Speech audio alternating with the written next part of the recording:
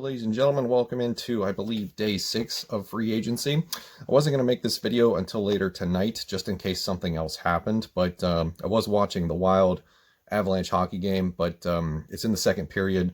That is going to hell really quickly, so I figured I needed to break away with that before I punched the television. Figured we'll do some therapy, talk about the Minnesota Vikings, the free agency, how it's going so far. Always good therapy to discuss it with other people. And I don't really know how discussing the Vikings is realistic therapy, so maybe I'm just out of my mind by this point. So anyway, free agent update as it stands as of this recording. This is the most up-to-date information I think that we have. So in the first column, we have the players that we've signed. We've signed a total of 6 free agents: Stephen Weatherly, Dalvin Tomlinson, Patrick Peterson, Rashad Hill, and Nick Vigil and Chad Beebe. Chad Beebe and Rashad Hill are the 2 Vikings players so far that we have retained. All the other guys are brand new to the team. In parentheses, you will see their average annual value for their contracts this year, just to give you an idea of what we spent and where. In the second column next to that, we have the Vikings players that we have lost to free agency. Riley Reef and Kyle Rudolph were both cut. The other ones were free agents that we did not retain. Riley Reef has signed with the Cincinnati Bengals. Apparently, he had a meeting with Joe Burrow, was really impressed with them, so that is where he has landed. Anthony Harris takes a huge pay cut to go to the Philadelphia Eagles. I think he's only going to make $5 million this year after playing on the franchise tag where it was about 11 or more million.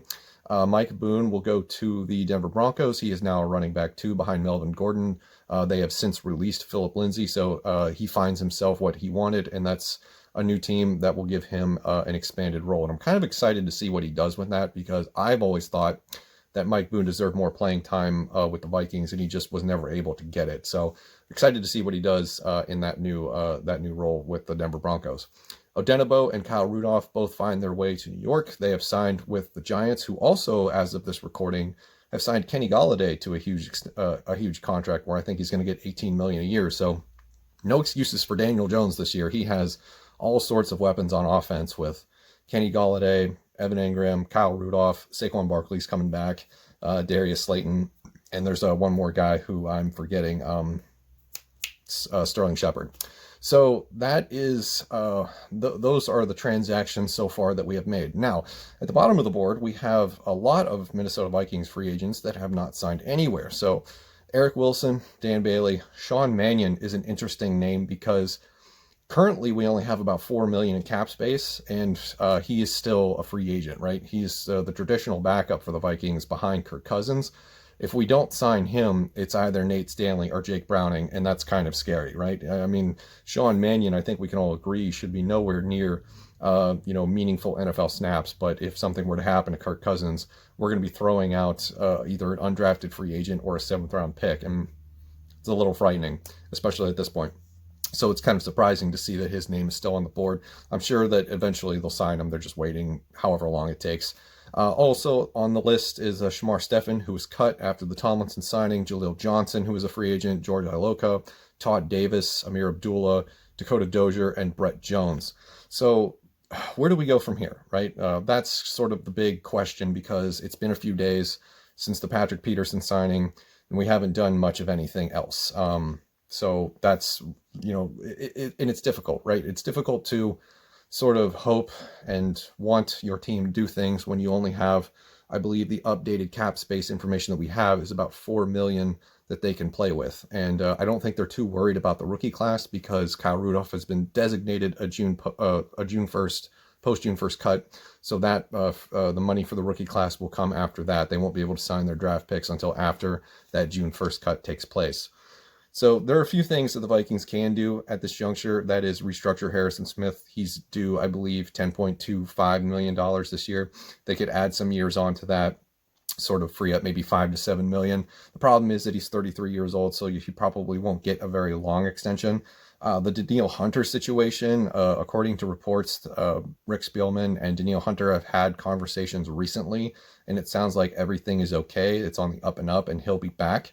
But they also could extend his contract, although it will be difficult to give him the sort of high-priced defensive end money that he's looking for. But they could always push it into years down the cap. I mean, you've seen the reports of the TV deals that are going to be taking place. I don't think it's going to help too much for the next 2 years, but you could push all that money down to like 2024, borrow against the cap in future years, maybe even add on void years. That's the way a lot of teams are going right now.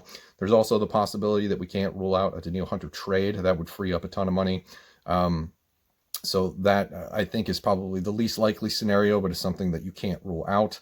And then, of course, what are the free agent targets that are left for the Vikings? Well, there's not a lot of quality targets left at much of the premier positions, but there's still some good names out there.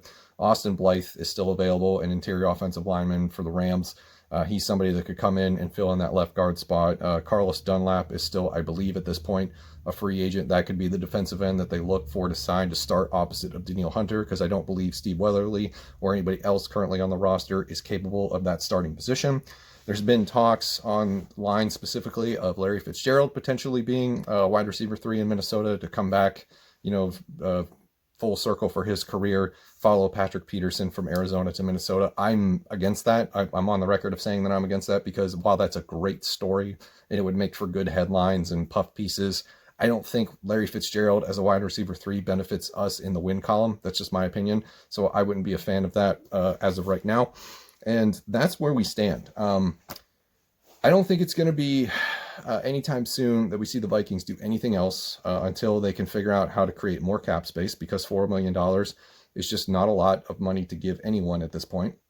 We're still seeing big name free agents signed for a decent amount of money. Keanu O'Neal got a 1-year deal today with the Dallas Cowboys. I don't know if he's going to play safety or what, but that was the going rate for him.